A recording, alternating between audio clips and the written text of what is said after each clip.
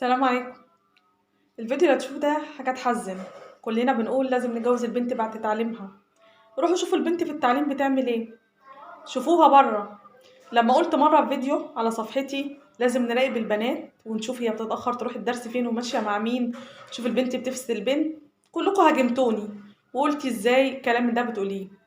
روحي دوري دلوقتي شوفي بنتك بتقعد في كافيه مع مين، بتعمل ايه. الفيديو اللي هتشوفه ده بنات بترقص في الشارع علني والناس بتصورها وتدخل بيتنا محترمة.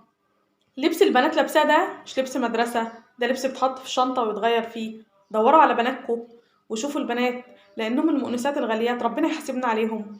البنت انت هتتحاسبي عليها انت وابوها قبل اي حد، ربنا يحاسبك عليهم لان هم امانة عندك. دوري على بناتكم. احنا كنا بنقول ما تتعلمش، تتعلم الاول قبل ما تتجوز، لكن بالطريقة دي لا، هيرجع زمن تاني لما تجوزيها وتحطيها في بيتها وتكون في كونترات عليها احسن من اللي انتوا هتشوفوه دلوقتي. دوروا على بناتكم وحافظوا على بناتكم. ده فيديو قدام مدرسة، رقص علني قدام الناس على موسيقى مهرجانات،